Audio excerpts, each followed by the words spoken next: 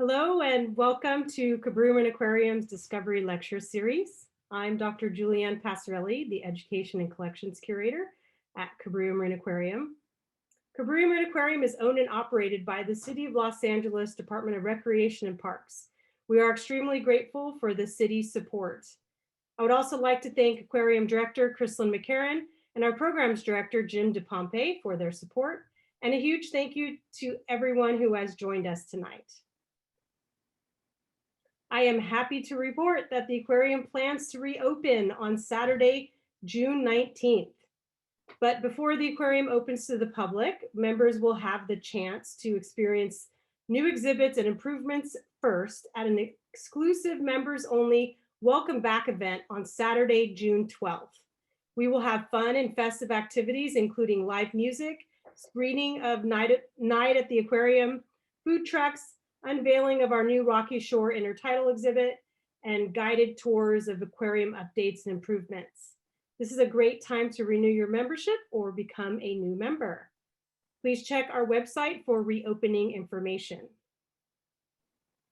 Before we get started, I would also like to thank and acknowledge the Friends of Cabrum Aquarium for their support. Although the aquarium is currently closed for another 2 weeks, the aquarium gift shop remains open. You can find the link to our gift shop on the aquarium website homepage, cabrumaquarium.org. We plan to continue the lecture series this summer 2021 online. The upcoming lecture is Friday, August 6th, 2021. And our speaker is Dr. Edie Witter, CEO and Senior Scientist at the Ocean Research and Conservation Association. The title of her talk is Here Be Monsters, Exploring the Edge of the Map. Dr. Witter is a world-renowned deep sea explorer, oceanographer, and marine biologist. She has made hundreds of deep sea submersible dives into the dark ocean and was the first to capture video recordings of bioluminescent animals and the first to film the giant squid in its natural habitat. I hope you can join us for this online lecture. After that, the next lecture will be on Friday, October 1st, and the speaker is still yet to be confirmed. And we are not sure yet if this lecture will be online or in person. The schedule for speakers for 2021 are posted on our website. There's a link on the home page under Newsflash called Discovery Lecture Series, and that will take you to the upcoming schedule. If you missed any lectures, they were all recorded and archived on our website on the Discovery Lecture Series page. Just scroll down to Lecture Archives 2014 to 2021 or go to the CMA YouTube page. If you're interested in the upcoming lectures, please RSVP to receive the webinar link like you did tonight. But again, for now, all upcoming lectures will continue to be online. It is my pleasure and honor to introduce tonight's speaker, Dr. Dave Ebert. Dr. Ebert is the director of the Pacific Shark Research Center at Moss Landing Marine Laboratories. He has devoted his life to studying the ocean's most elusive, dangerous, and yet fascinating predator, the shark. His search for lost sharks has taken him from his modest hometown in California to the Emperor's glorious palace in Tokyo, the dazzling skeleton coasts of Namibia, to the vibrant streets of Cape Town. His global explorations have led to the discovery of over 50 new shark species. Dr. Ebert is author of 30 books, including the forthcoming Sharks of the World. He holds numerous positions, including president of the American Elasmobranch Society, director of the Pacific Shark Research Center, scientific advisor to the United Nations Food and Agriculture Organization, research associate at the California Academy of Sciences and South African Institute for Aquatic Biodiversity, and the IUCN Shark Specialist Group. The title of tonight's talk is Searching for Lost Sharks. Thank you, and we welcome Dr. Dave Ebert. Well, thanks, Julie. Thanks for that introduction.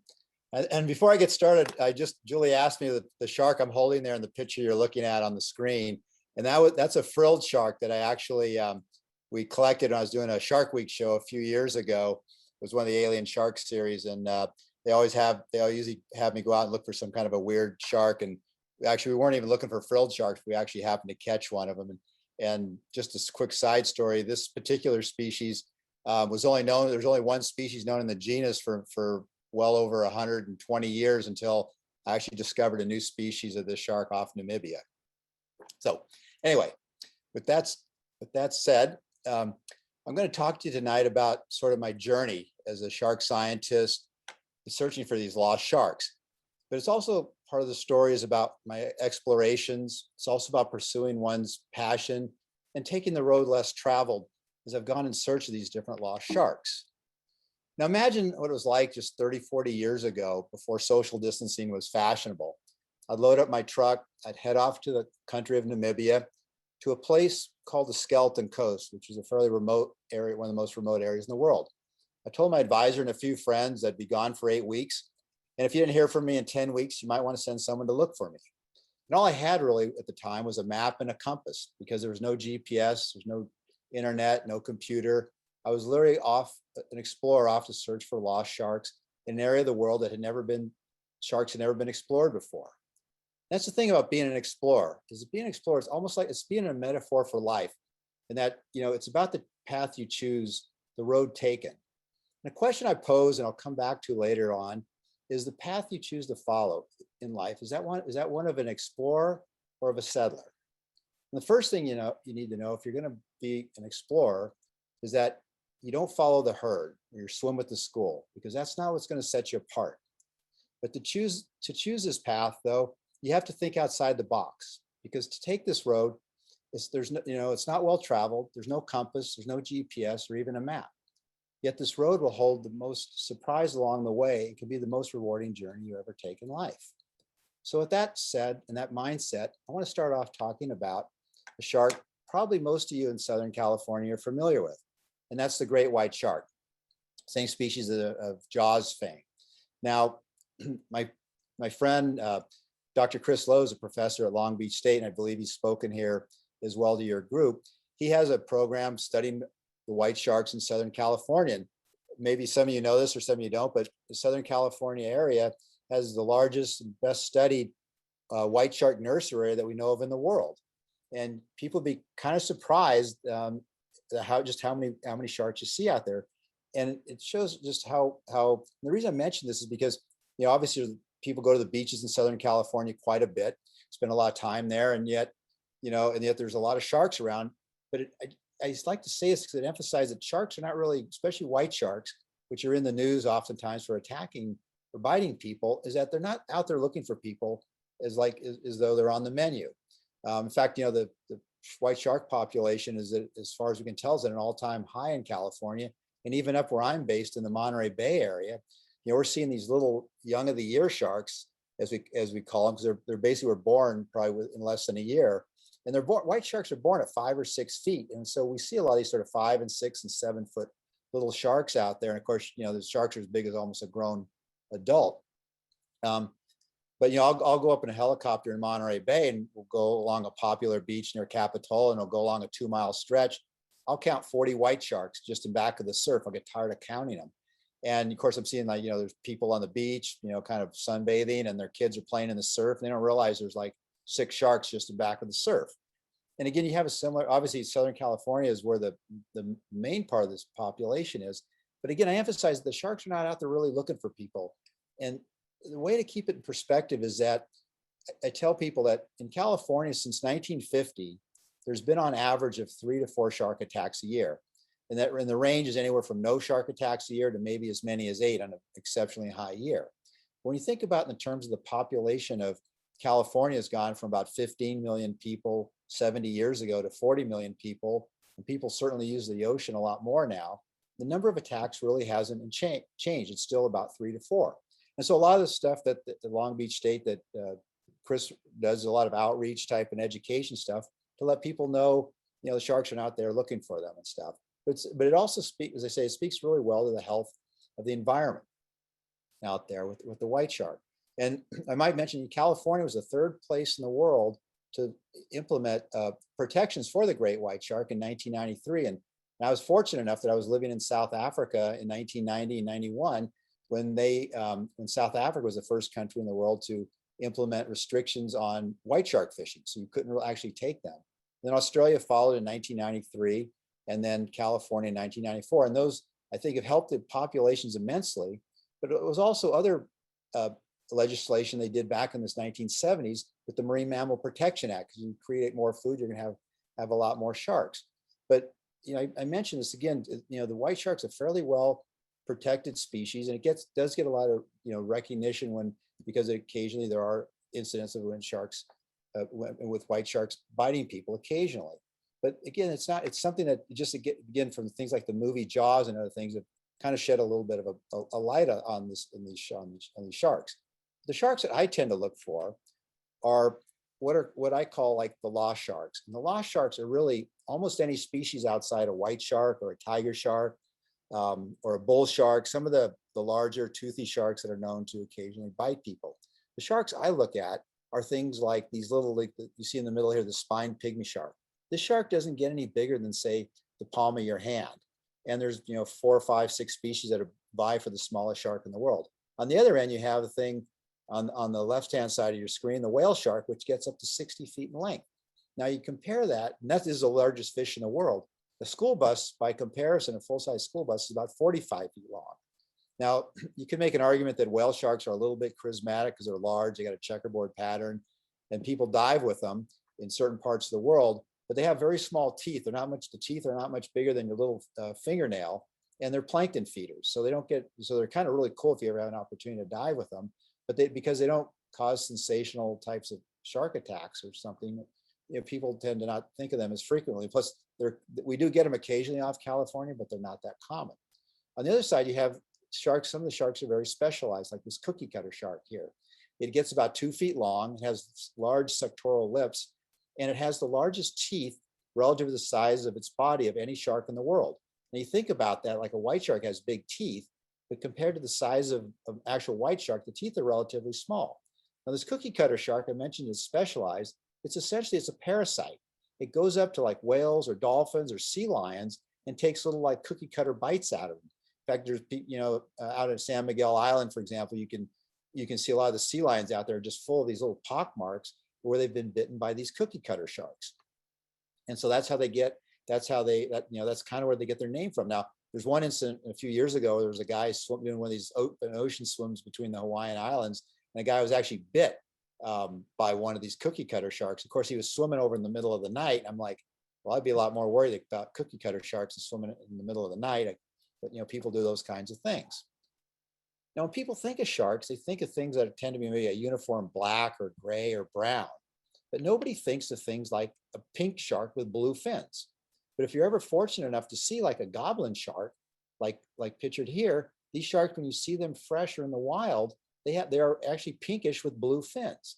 And nobody thinks about these sort of great, awesome colors that a lot of these species have. Speaking about awesome coloration, this is a shy shark. Again, it has these sort of like really pretty bright yellows and browns, orange banding. And this is a little shark that occurs in South Africa. And it's very common in the kelp beds. If you go diving there at all, these are really easy to see. And they get their name, the shy shark, because if you disturb them at all, they'll kind of curl up and they'll put their tail over their eye because they're shy.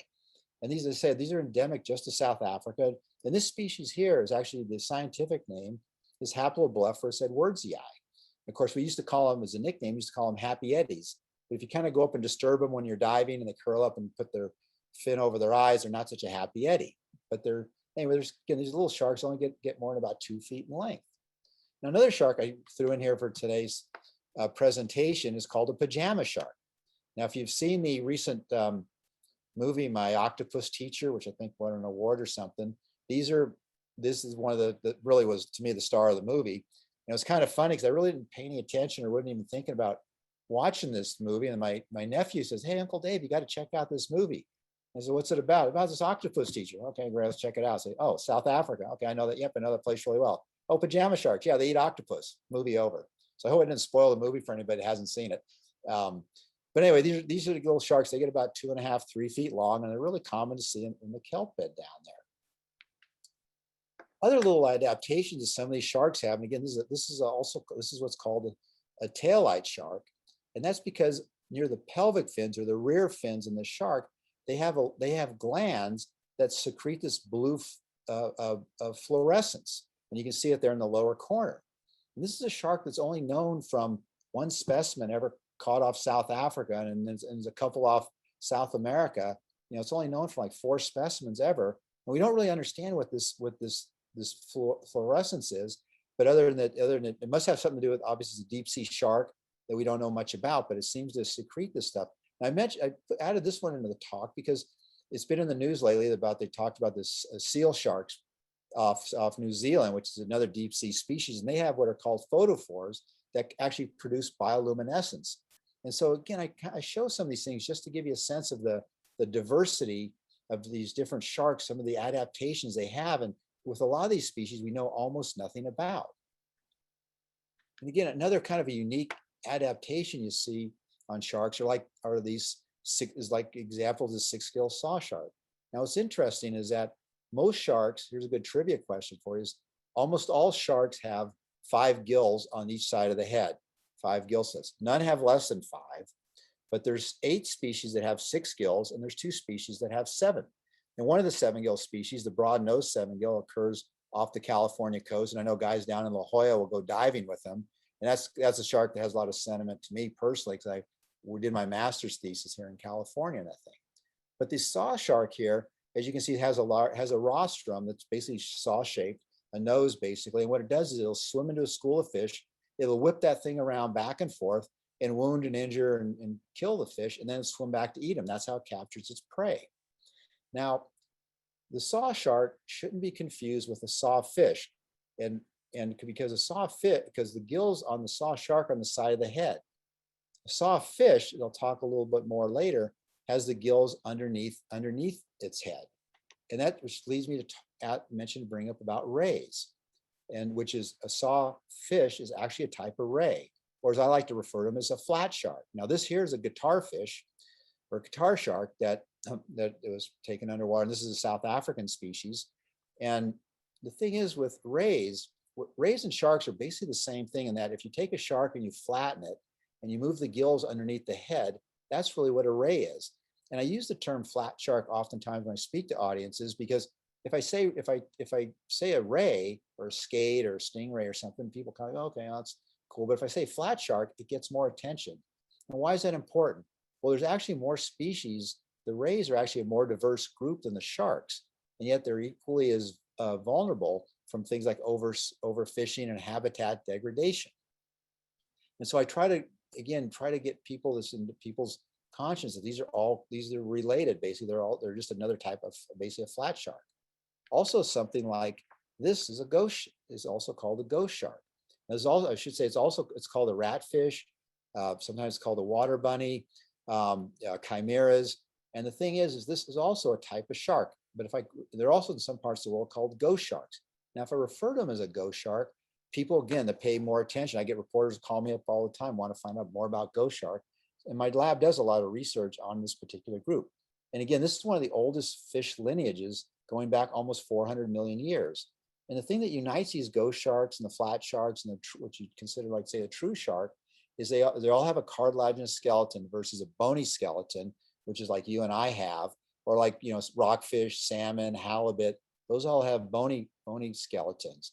But these all go back to have a common lineage several hundred million years ago, and from which they've evolved. And they all have similar characteristics, and they tend to be slow growing and long lived.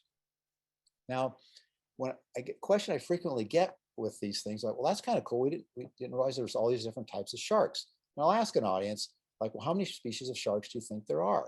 And sometimes people might throw out like 20 or 50, because everybody's thinking about the big toothy things like a white shark or a tiger shark or a bull shark. But if I tell you there's over 1,250 species of sharks, people are amazed by that, because they think like, God, we didn't realize there was that many species out there. And I get a follow-up question I get is frequently like, well, have we discovered all the sharks out there, Dave? And it's a great question, because the answer is no, we haven't. And this chart here shows you that from 1758 to 1899, we had on average of about 3 new species of sharks named a year. From 1900 to 1979, we had on average of about 5 species a year. But between 1980 and 2019, we had on average of almost 11 new sharks described a year. And when I'm saying sharks, I'm including the rays and the ghost sharks as well. But again, but more recently, between say 1980 and 2019, we had 11 new species. But over the last 15 years, since about 2006, we've been averaging almost 16 species a year. And I emphasize this a lot, particularly with young people when you're starting out in a career, whatever it is, whether you're doing sharks or some other, whatever career it is, they tend to think like, God, everybody knows everything. There's nothing really left to be discovered. And I use this as an example because, I remember when I was starting out, I thought like, God, there can't be any other sharks out there. Haven't we named everything? And yet I'm happen to be it's very cool to be at a time almost in a renaissance right now and like looking and finding new species and little known sharks out there. But whatever profession you go in, the thing is, it's all about learning, getting knowledge and educating yourself in your field and learning about it. And you realize there's all kinds of stuff out there to still be discovered and to still learn about. And again, whatever path you choose. Now, people often think like, well, that's really cool, Dave. You got all these like new species of sharks out there and a lot of these things we've never really even heard of, but why do we care about these things? Well, the reason is I think about it in terms of these sort of iconic species. And again, a white shark would be sort of the iconic species within the shark world. Gorillas, polar bears, lions, elephants. And the thing is, there's entire organizations that are dedicated to making sure that these things don't go extinct. And they get a lot of publicity and they're very well known. Again, the white shark is very well protected these days in almost every part of the world now. But unlike these well-known species, the species that I look for, these lost sharks, may be disappearing right before our eyes with no one really noticing or paying attention. And I use an example of this missing honeycomb cat shark. This was a species that we know was very common in the 1950s and 60s. We have documentation, and it occurs off the east coast of South Africa from about Durban up to southern Mozambique. Now, this species, I say, we know it was common, but we haven't seen this in the wild since 1972. But what's amazing is this species was not even named until 2006, 34 years after it disappeared. So here we have a species that we haven't seen for 50 years that didn't even have a name until 14, 15 years ago. You have another species here, like this speckled cat shark. This was discovered in 1972 and named. We haven't seen this species since 1991. There's actually very few records of it between 1972 and 1991. Again, what's happened to this shark? We don't know, and these are all coastal species that are relatively shallow, and they occur in areas that are subject to intense fisheries. And the third species here I share with you is the pondicherry shark. And this is sort of like as I call like the panda bear of the lost shark world. This is the one that everybody's been looking for because this species was named in 1839. It's not known from a lot of records, maybe 20 or 30 at most, since it was first named, but we haven't seen this shark in 50 years. And these are just like 3 examples of shark. I could spend a whole hour just talking after one shark after another that we haven't seen. But again, the question comes back to why is it important that we know what these little known sharks? And again, this pondicherry shark doesn't get more than about 3 feet in length. The other species get about 1.5 feet, 2 feet in length. They're all relatively small. But why is it important we study these things? Well, these lost sharks that I look for, these are maybe the proverbial canaries in the coal mine and a precursor to what's really going on in the marine environment around us. And I use this as an example. Like I've been to a number of places, and one particular place I've gone to is a fish market, Dashi in Taiwan. I've been going there for over 30 years now, and I go there and I document not just new species, but just what was being landed. Now, the species I recorded over 30 years ago, and I go back there every few years, some of these species we haven't seen in decades now, and they're fishing, and their species are catching now species we didn't see 30 years ago. And so why is that? Well, it's because they're not catching anything in the shallower water, and now they're having to fish in much deeper water and move from where they used to fish 100 to 200 meters deep. Now they're having to fish down to 1,000 meters, 3,000 feet deep to catch stuff because they're not seeing a lot of the shallow species. And again, a lot of the species that we saw 30 years ago that we're not seeing now, what's happened to these things? Are they still around, or are they just vanishing right before our eyes? Now, question I get come up, which is always a fun one I like to answer, is say, well, this is kind of cool. How would you go about finding these lost sharks, Dave? And that's a great question. because there's really no set way, but some of the ways are is one, well, you can see him dancing on stage with Katy Perry. And by the way, the sharks do have 5 gills on each side, so they did make that quite accurate. We've also found sharks inside of large predators. In this example here, there's a sperm whale that had washed up on a beach in Durban, and some of the local marine biologists went and did a necropsy on it, and they found this species of sharks, a velvet dog shark, in the stomach of this thing, and this is like 1971. And this was a whole new species to South Africa that they didn't even know existed there. And the first records came from the stomach of a sperm whale. So sometimes large predators, sometimes it could be larger sharks, could be just some other predators you can find confined species on. Another example, and this is also from Durban, South Africa, there's a species called a long-nosed pygmy shark. And it was found on a beach. This thing's about 1.5 feet, 2 feet long. It was found on a beach near the pier here in 1923, almost 100 years ago. When the species was actually named in 1934, it was not only a new species of shark, it was an entirely new genus of shark. And it's the only record we have of this thing from South Africa was a specimen had washed up on the beach. And it was fortunate because the person who found it worked at the Natural History Museum in Durban and recognized it was something kind of a weird shark or fish, and they saved it. Otherwise, you might be out for an average person might have been out for a walk on the beach and just saw it and just kept on going. And so here's a species that we know only from this specimen that washed up on a beach. I've had some sharks. One time I had actually I had this happen a couple times, but one time a shark showed up in the mail. When you're describing a new species of shark, you have to look at comparative stuff. You have to compare different, when you have a new, you think's a new one, you have to compare with a known species and explain why it's different. And so a student of mine, Jenny Kemper, and I were working on this new shark, and we needed to borrow some stuff. So we had borrowed some stuff from a museum, and it showed up in the mail. And we opened up the box and turned out the species in the box was a new species. And so we got a twofer out of that one. We got an entirely new species that showed up in the mail. I've also discovered new species of sharks while filming TV shows. And this was an Alien Sharks episode I did a few years ago. And we got this new species of lantern shark. Now it's kind of funny because we're out there to tag goblin sharks.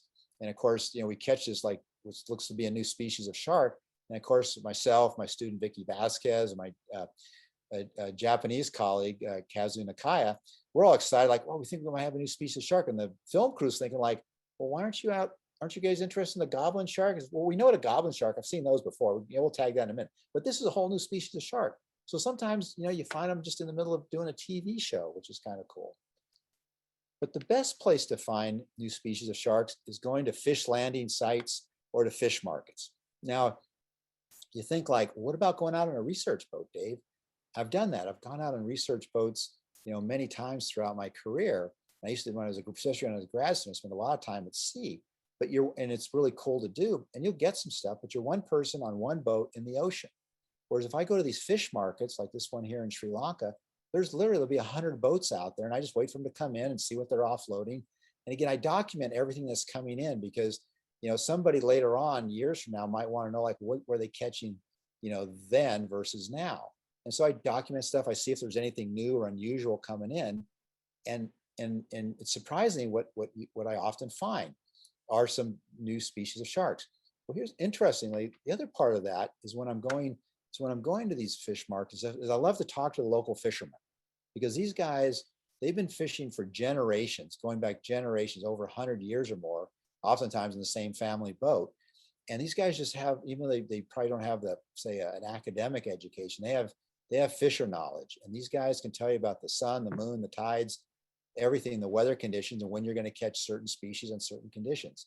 And I just sit around with these guys, and I just learn an amazing amount of information.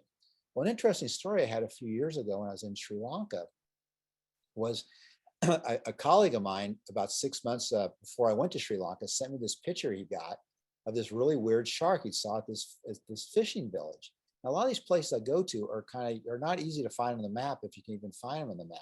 Now, a lot of them I can't even pronounce the names. But I saw this one picture and I go, man, this looks like an entirely new species of shark. So when I went to Sri Lanka a few months later, I said, hey, we got to go check out this fish market and see what's going there and see if we can find this thing. So I went to the fish market here. And of course, this is modern technology. I was able to pull up my camera phone, show these fishermen here a picture of the shark I was looking for. And they kind of looked at it and said, yeah, okay, yeah, come back tomorrow. And I was like, okay, I'll come back tomorrow. So I come back the next day, and guess what? They brought one in. And I was, of course, after doing a few cartwheels and some fist pumps and running around the beach like some crazy guy, I was glad I didn't hurt myself. I started asking the guys. I said, do you see these very often? And they said, well, we caught 3 yesterday. We just throw them back because they're not worth anything and they're not good eating. And so here these guys are catching an entirely new species of shark. They're just throwing back. And my Sri Lankan colleagues didn't even know about this fishery at all. It was just because somebody got a picture or something and sent this to me. And this is kind of my world. I get pictures like this all the time. I was just fortunate that this time I was able to go to Sri Lanka, but I was pretty excited about it. So here's a whole species of shark that we would know nothing about if it wasn't for like having the opportunity to get a photograph like I did to look at it. And that's obviously very, pretty exciting, obviously real exciting. As I say, I may not look too excited here, but it was about 110 degrees and I was already been running around the beach excited already. But these are some of just to show you a little sense of, these are some of the sharks I've named and discovered over my career here. Just to show you the diversity, you got things like skates, there's guitar fish, there's ghost sharks, there's typical, what you think of as traditional sharks here. There's one species always gives me a little bit of sentiment that I named, and that's this saw shark here. This was a saw shark I named several years ago after my niece. And I call this thing Lana's saw shark. Now, it's kind of cool because when you name a new species, you have to put a specimen of that thing. It's called a holotype into a museum. And this one is in the California Academy of Sciences. And you have to publish a paper, peer-reviewed paper, describing and documenting its difference. And what it becomes is that document becomes a historical document, and the specimens becomes a historical artifact. And so like I tell my niece, 100 years from now, her great grandkids can go to the museum and they can still see the shark because they'll always have that name after her. And it was kind of cool. She was the first girl in our family to graduate from college. And so it was a bit of a sentimental thing for me to do. But also she graduated in nursing. So I'm hoping that someday when she remembers old Uncle Dave, when I kind of get old and decrepit, she'll remember me there when she would being a nurse. So a question I frequently get, and I tell people that some of these experiences I've had is like, well, that's really neat, Dave, but how did you do this thing? And like, how can I do that? How can I find a job that I'm really passionate about? And that's a great question because it's one of my favorite questions I like to answer. Well, again, if you have young kids, be aware, because almost everyone in my field will tell you some similar story. But when I was about 5 years old, my parents gave me a book on sharks.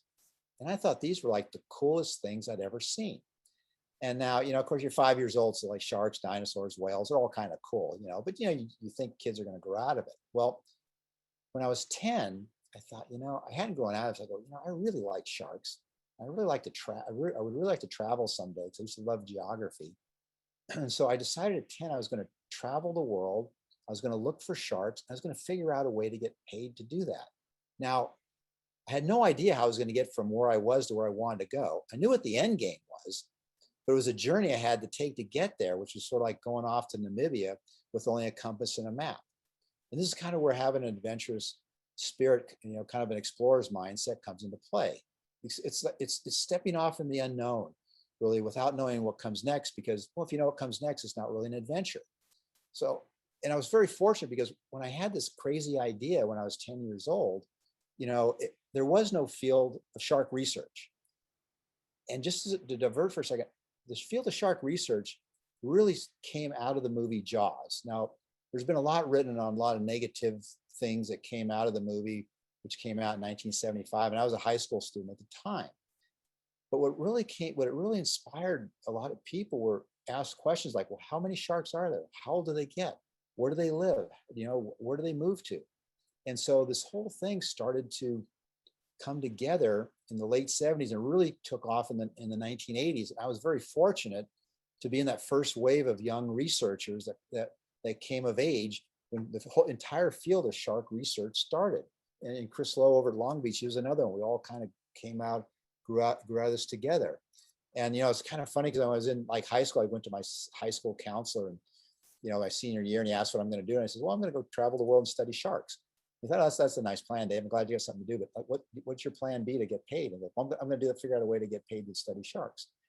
And, he wasn't dismissive at all. He said, well, that's good. I think it was the fact that I had some direction at that age. He thought was good. Well, I went on, went to college, went to Humboldt State up in Northern California. And my last year at Humboldt, a professor I was friends with came up to me and asked me what my plans were after I graduated. Now I'm thinking, like, after I graduate, well, I'm going to go travel the world and study sharks. He says, well, that's a nice idea, Dave. Let's go have a cup of coffee and talk about this. And again, he was really great and very encouraging. And I mentioned these examples of people that you find as mentors along the way. And when I explained to him what I wanted to do, he says, well, that's really good. But, if you want to have a chance to make a difference, to be sort of the captain of your ship, to do these expeditions, you really need to get a master's degree. I'm thinking, like, a master's degree? Heck, I'm just lucky. I was one of the first people other than my dad to go to college. No one in my mom's family had even been to a 4-year school. I was just lucky to get out. And I'm thinking, this guy wants to go to grad school, because I talk to students now that, that they always put in their applications they were an AP student. But I was an AP student too, but it meant something different when I was an AP student. So I guess today it means advanced placement if you're an AP student. Well, back in my day, AP meant academic probation, which I was kind of very familiar with at the time. So anyway, I listened to what he had to say, and I said, okay, well, this is what I want to do, and I really want to study sharks and travel around. So I better look into this master's program. So I was fortunate. I looked around. I found out that Moss Landing Marine Laboratories, a professor there, Dr. Greg Kaye, he was the ichthyologist. He was starting up a shark research program. And coincidentally, it was like 5 miles from where I grew up. So I enrolled. I went I went to go enroll, and I set an appointment. I went down to talk to Greg. And we had a good meeting and stuff. And again, grad school wasn't even on my mind, because for me, it was being explored, because, it was going off to Namibia with no compass or map, because I had no one in my family had ever been to grad school.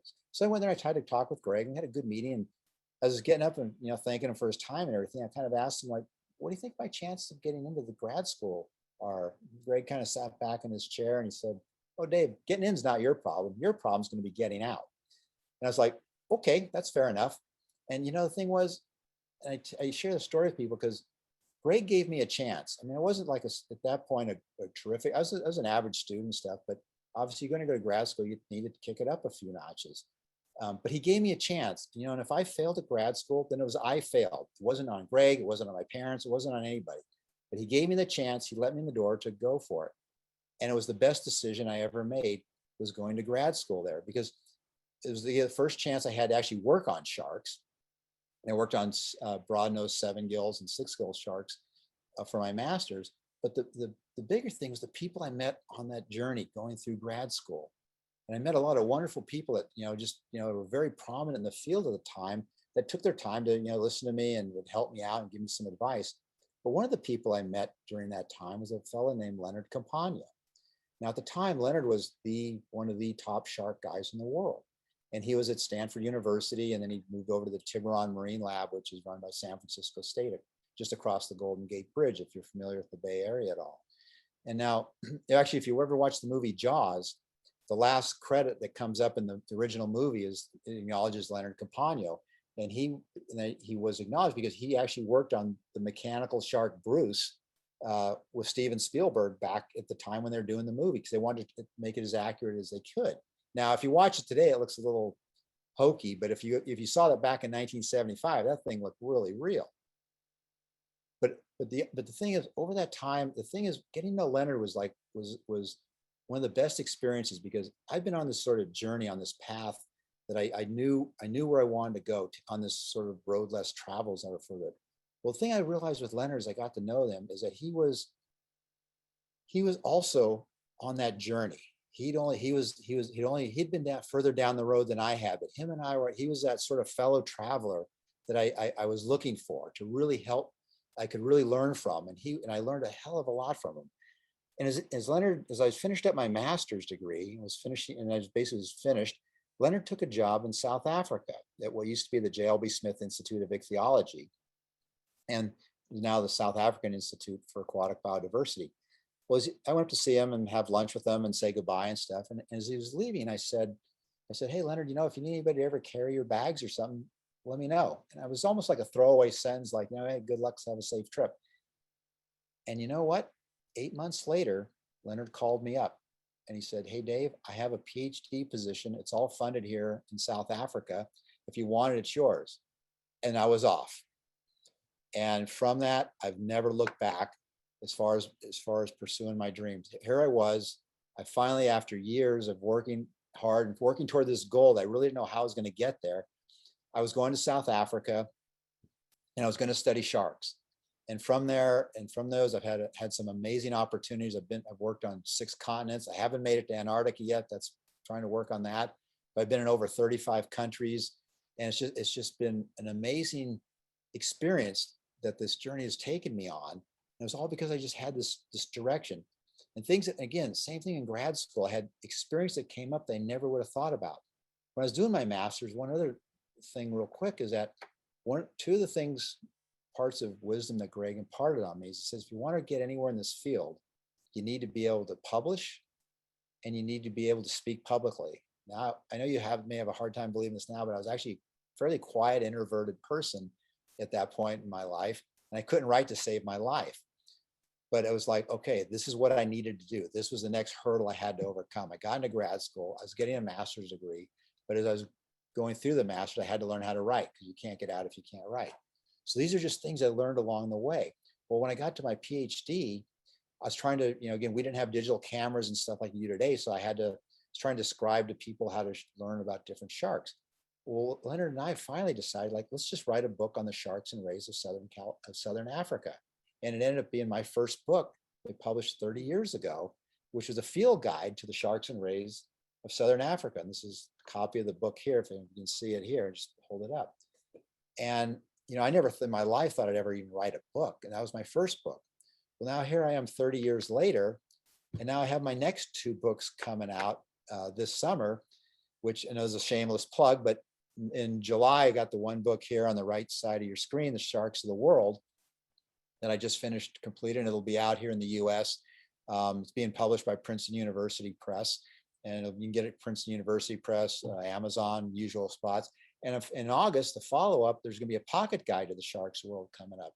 And I said, this is all stuff that all because I just had this focus that I wanted to follow on. And so I pursued the sharks, and I did this one book during my time there in South Africa. And then I never would imagine I wrote one book, let alone now I've written 30 books. So it's been an amazing journey. And other things that have come up, I talk about taking this things you encounter along the road that, again, I just went off to look for sharks. I wasn't expecting to write books. I much less was never expecting to be doing things like for the BBC or for Shark Week or National Geographic. I've never sought this stuff out. I've just been, because I've developed an expertise in the area that, I get a lot of major media companies contact me because they want to go do something other than white sharks. Because there's plenty of people you can talk to about white sharks, but there's not a lot of people that do what I do. And so I've done a lot of work with like the BBC and I say these groups and stuff. And it's kind of one funny story. I was a couple of years ago. I was in Dar es Salaam in Tanzania, and I was just hopping on a plane to go down to Mozambique.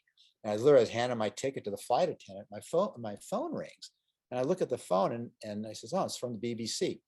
I'm traveling. It's like, except not that I haven't had calls from before. And so I answer the phone as I'm walking onto the plane, and it's David Attenborough's research assistant. He says, "Hi, I'm calling on behalf of Sir David, and we have some questions we'd like to ask you." I'm like, "Yeah, sure. What do you want?" He says, "Well, we've been following you on social media, and like, again, for someone like myself and probably many of you listening that didn't grow up with social media, it's just kind of a funny thing that somebody says, we've been following you." And I don't post that often when I'm in the field. And they wanted to they're developing a TV show on biodiversity of the Western Indian Ocean. And they thought some of the stuff I was doing was pretty cool. So I said, "Well, great. I'm happy to talk to you and call you tomorrow." But it's just kind of these funny little stories that come up to you never think about. I never again planned on this stuff. I'm starting in next month. The picture you see in the upper corner there, I'm doing a series of podcasts as far as part of the American Elasmobranch Society. We're starting a new podcast series. It's called Beyond Jaws, and I'm going to be co-hosting with my good friend Andrew Lewin, who's a host of the Speak Up for Blue podcast. So again, things I never would have thought about doing, when I started out in this, because all I wanted to do is study sharks, and that's still really at my heart. I'm just a shark researcher, but it's kind of at this point in my career, it's kind of cool these other things. Well, some other things that have come up along the way are some of the interesting people I've encountered along the way. Now, when I was still in my 20s, and I was just really coming off my master's, and I hadn't gone to South Africa yet. The National Science Foundation had an advertisement where they were willing to fund 12 American shark researchers to go to Japan to attend this major international fish conference.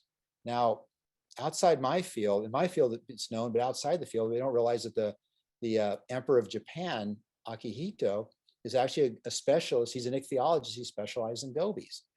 And so there was this opportunity to apply for this grant. Now I'm thinking, like, I just got a master's degree, and there's a lot of people that are PhDs, well published and everything, and I thought, like, I'm not going to have a chance. But I took the chance. I went ahead, I filled out the application, I submitted all this information, and you know what? I was one of the 12 people they picked. And so here I am, like, from Prunedale, California.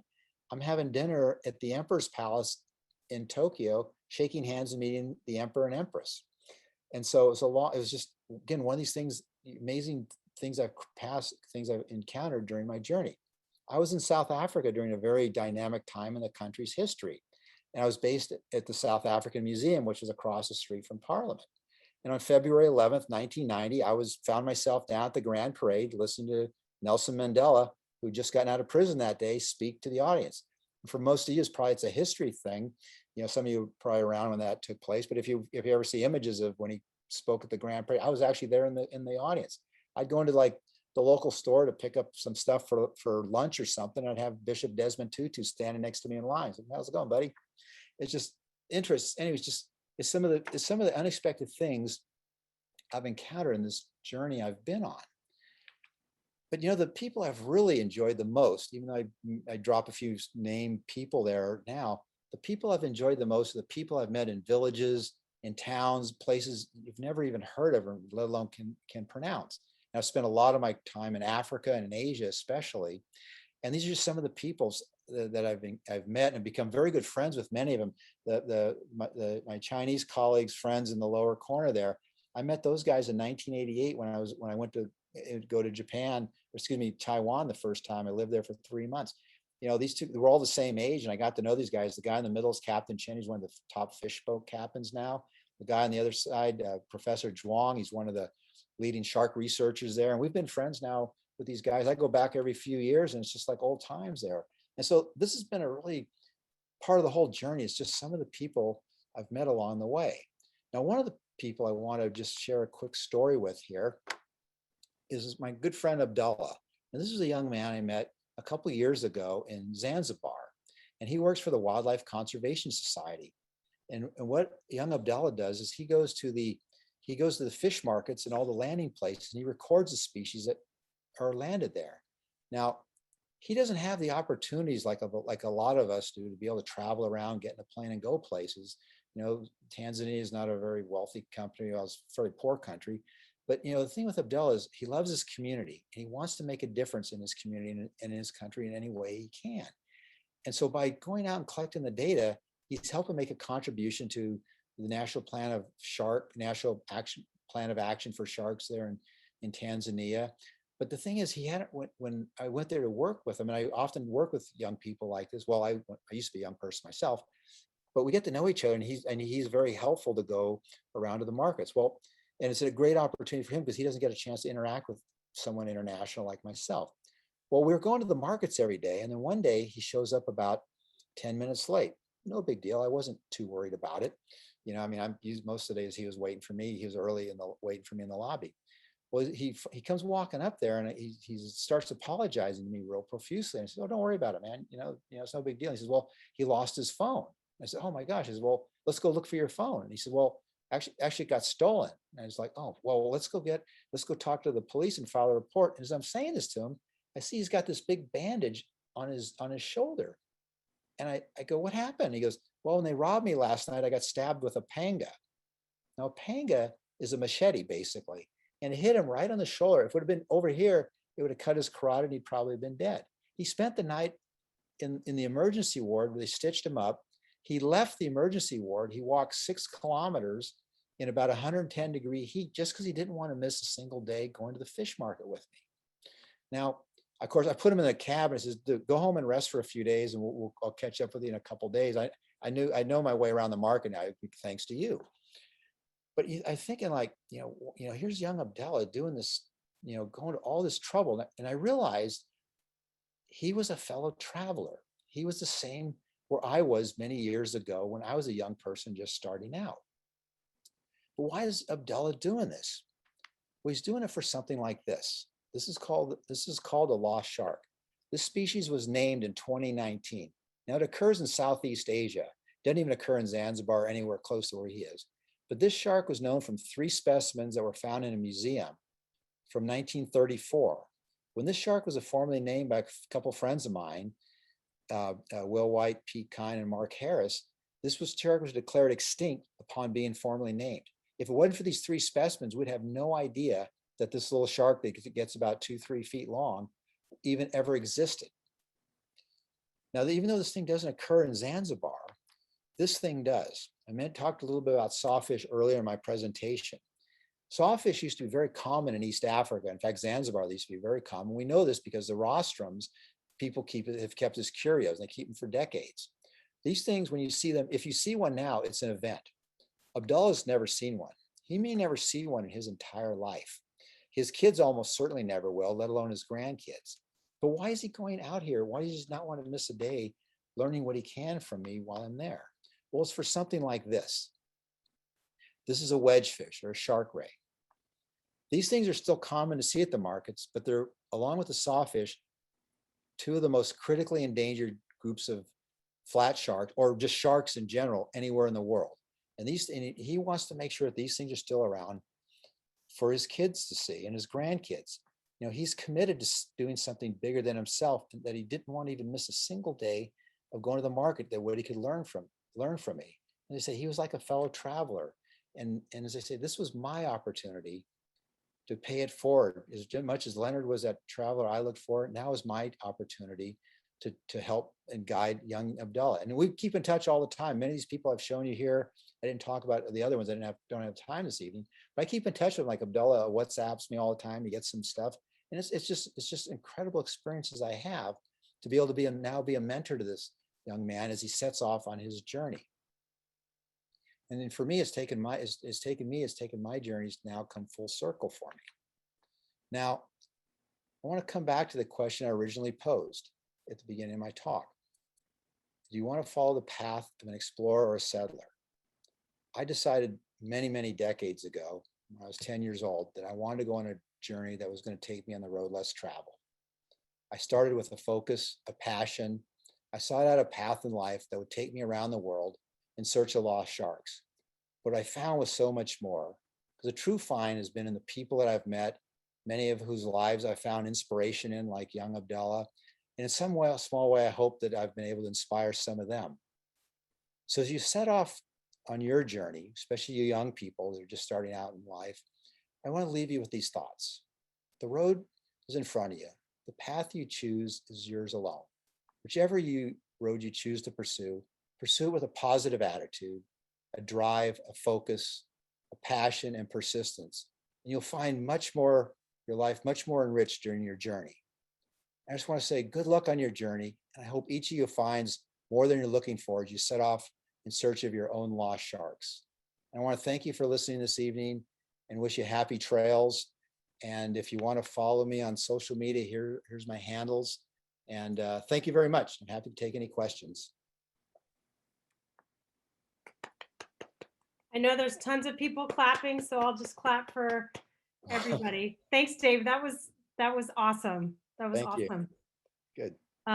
So there's some questions that have been written, and there's a few more coming in. Okay.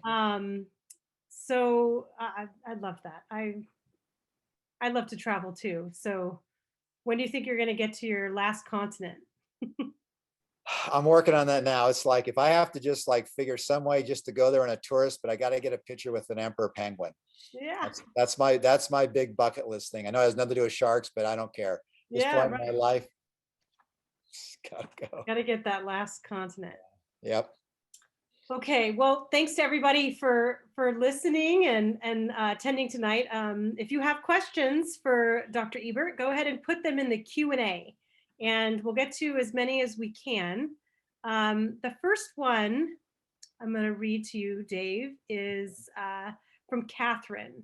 And Okay. she says, hello, Dr. Dave Ebert. Nice to meet you by Zoom. Very interesting presentation. I would like to know how does the copulation happen in chimeras? I know they have a kind of tenaculum, Vernaculum. yeah, that they use for apprehension of the female, but I don't know exactly how it happens. I have not seen it either, and I can't explain. I know they have like a tenaculum on their head in adult males, and they also have them around the pelvic fins, the posterior fins. These actually have pelvic, they're called pelvic tenaculum, and then just a tenaculum, head tenaculum. How they use that during copulation, I don't know, and I've never seen any images of it, and I haven't heard of it described. So I can't help you out in that one. And we study, my lab does a lot of work in these things, but we don't really know how it works. So. Yeah. So. Okay. Here's a family, Scott, Alana, Jude, and Gray. They say, Dr. Ebert, this is such a thrill. My sons and I love you. We have watched you on Alien Sharks and have your shark field guide. Oh. And then Jude, who's 11, asks you a question. Out of the 50 sharks that you have discovered, do you have a favorite? Well, it's the one I haven't found yet, to be honest with you, but because each one of them's kind of cool. But I'd say probably the ones I named the one after my niece, which is very special to me. And then what I didn't add in there is I also named one after my nephew, because you name one after your niece, you got to name one after your nephew. So yeah. Lana's saw shark and Austin's guitar shark are probably my two favorites. That's cool. So, yeah. Yeah. Okay. Kara has a question about when you're describing how you describe a new species. When discovering a new species of shark, you mentioned how one specimen is preserved and peer-reviewed papers must be published. Mm-hmm. Is there a specific number of differences that must be documented to determine if a shark is a new species? And what are some of the macroscopic and microscopic differences you look for? Well, everything's a little different. Each shark group is a little different. As far as the characters go, it really depends on. It can be variable. Sometimes you get 2 or 3 really good characters. I mean, and color is not always really a very good character, because when things fade, they can lose color, and within different species, the color can be quite different. One of the things they look for is something like claspers, for example. Claspers are unique to each species. That's a little bit harder. I try to come up with characters when I can that the average person could pick up, and they could like look at a book and say, oh yeah, it's this species, or narrow it down. And some are a little easier than others. Sometimes there's some species that look so close alike that it comes down to the number of vertebrae and the vertebrae it has, for example. Sometimes it's different in the internal skeleton. So it really differs on the species you're looking at. It really differs. How do you get an X-ray of a cartilaginous shark? You can do it. Just they do an X-ray just like you take it on a person. They just you can do the settings on it, and they take a literally like an X-ray. And the thing is cool now is they can, with these digital X-rays, I can have somebody take an image in South Africa and just send it to me, or even at or even this last year under the pandemic, like I could get some images from like the California Academy of Sciences. Would be if some of their staff was in there, they could shoot an image for me and send it to me, so I didn't even have to go up there. And then you just count the vertebrae on the image. Yeah. It's, as I say, each one's a little. There's some groups that are really hard to tell apart, and then some are just like, yeah, that one's different. So, yeah.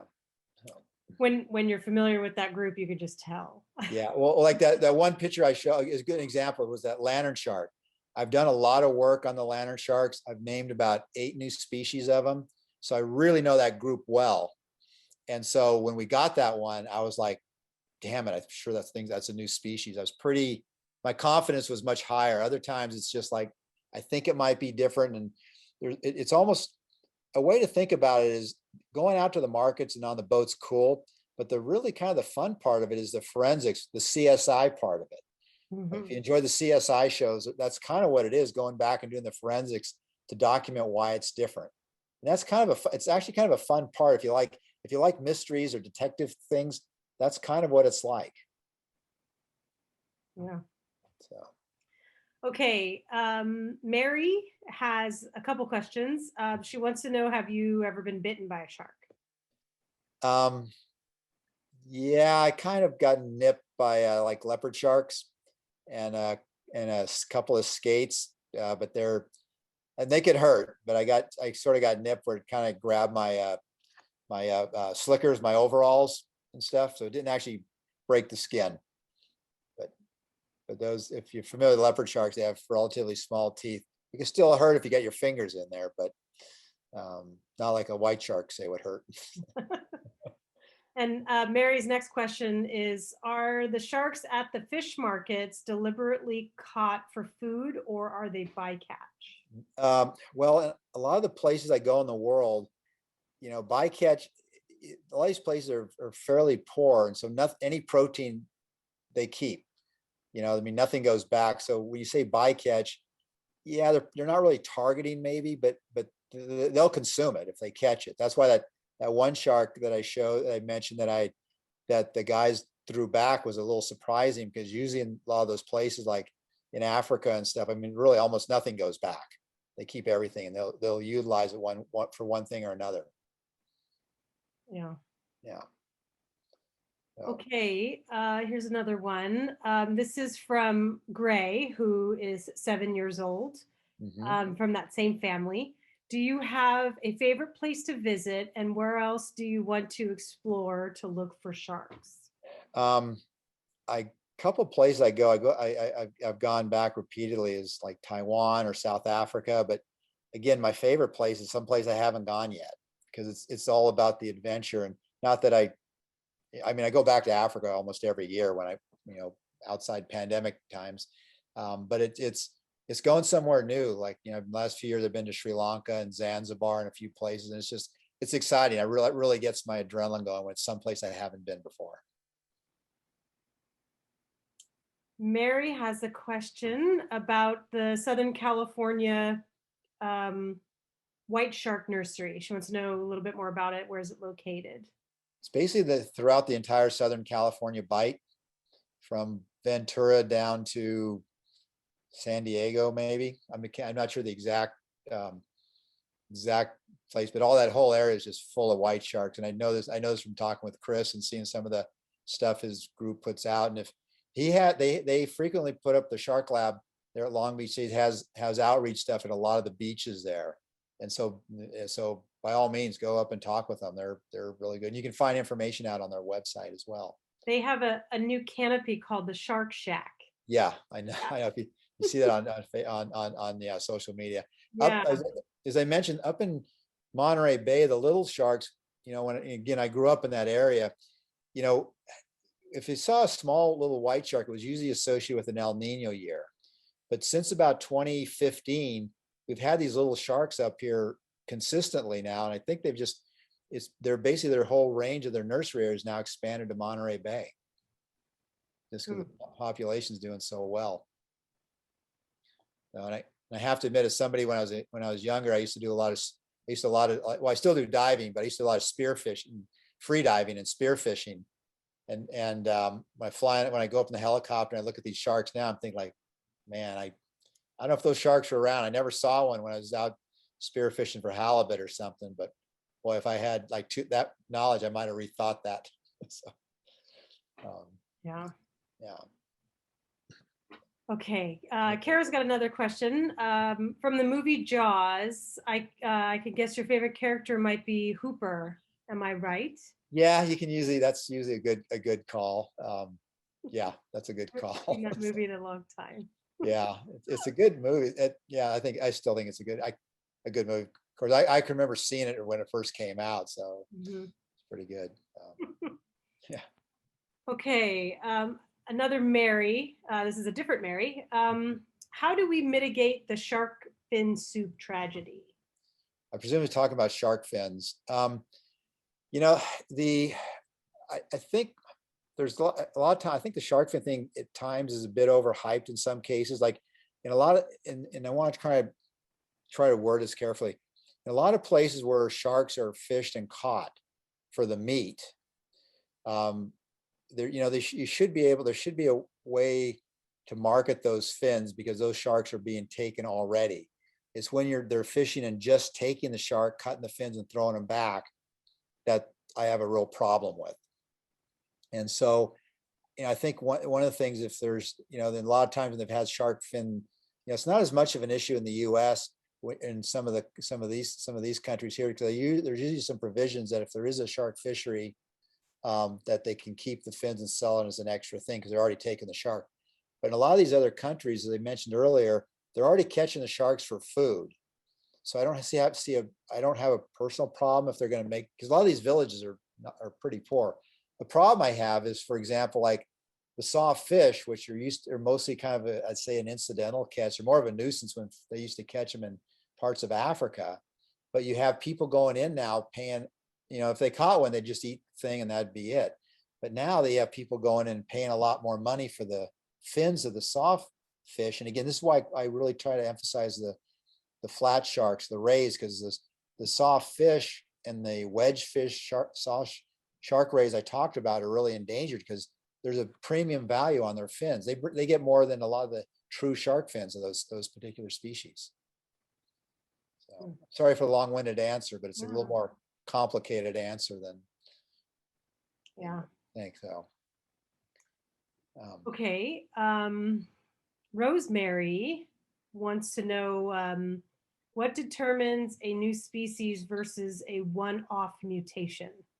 Well, if the shark is sort of an anomalous thing, has something unusual about it, you can usually tell if it has two heads or it has some kind of an anomalous thing. You can usually tell because you can say, oh, this looks like a leopard shark, but there's something unusual about it, like it's an albino or something. Or so oftentimes, or sometimes you see these ones show up in the internet. And I always want to caution everybody, when you see some of these things show up in the internet, a lot of times they are Photoshopped, no matter what it might say. Because I get inundated with a lot of people saying, hey, Dave, is this really a shark that has three heads or something? And, it's usually, no, somebody just did a really good Photoshop job. But if it's a mutation or an aberrant specimen, you can usually tell if you look at it because it'll be similar to a known species in the area. So. Okay. Alexandra wants to know, what do you think the best movie about sharks is? If you're looking for like a documentary type of thing, I did a series I was involved with the BBC about 5-6 years ago. The series is called Shark. It's a 3-part series. In the US, in the US, they kind of, it aired on Shark Week, and they basically took 3 hours, and it was a little over 3 hours, and jammed it into a 2-hour program. But if you can get this on some like Amazon, these places, if you can get the 3 1-hour approximately episodes, those are like the best series. The first 2 especially, they really talk about sharks and just what's known about them, and they're very well done, BBC sort of documentaries. They're really good. And the third one has some of the people that do it. I consulted on the whole series, and they threw me in the third one. It talks a little about some of the people that study this stuff, but that's probably the best series I can think of. And as I say, that the US version, I didn't think they did a very good job because they just crammed it into 1 2-hour show. But get the 3 1-hour episodes. They're really good. What was the name of it again? It's called Shark. It's called Shark. And it's on BBC. It's BBC. Yeah. BBC produced it. And that's the series they get. So, okay. Yeah.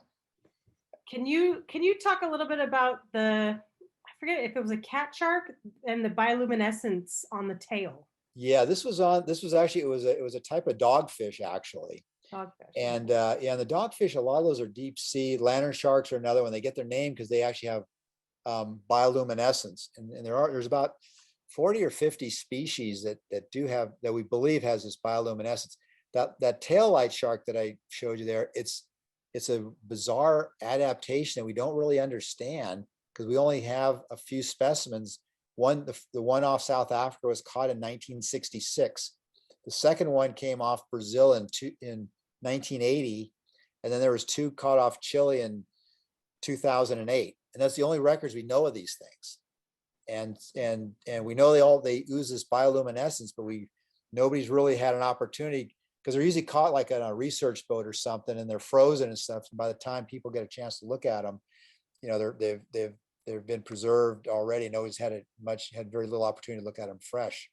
There was a species you may have heard that was named about 2 years ago called a pocket shark. It was caught in the Gulf of Mexico, and instead of being by its pelvic fins, this was near its pectoral fins. It has a little pocket, and this thing also secretes like a bioluminescent fluid. Again, we have no idea why it does that. If it attracts food for them, if it gets rid of predators, we just really don't know. Yeah, there's bizarre. A bunch of friends are texting me the websites to the BBC program you were talking about. So I just put it in the chat if anybody wants to grab it. But it sounds like it's pretty easy to Google and find it. And then I also have another one on Amazon. So yeah. Get the I just want to emphasize, get the BBC 3-hour one. Don't get the US one, because it's so much better if you can get that one. So okay. Well, that's all the questions we have. Cool. Thank you so much, Dave. Welcome. I'm so happy to have finally met you. Virtually and stuff. Meet you. Yeah. We've been collaborating for a few years, and we finally actually got to meet. So I'm so happy to have met you. Yep. And I'd like to officially thank our speaker, Dr. Dave Ebert, and thanks again to the Friends of Cabrillo Aquarium and the City of Los Angeles for their support. Once again, our upcoming lecture is on Friday, August 6th, and it's Dr. Edie Witter from the Ocean Research and Conservation Association. The title of her talk is Here Be Monsters, Exploring the Edge of the Map. More information can be found on the Cabrillo Aquarium website. And a reminder, we have recorded this lecture and we will post it on our website soon. And thank you again for joining us. Stay safe. Hope to see you next time, and good night.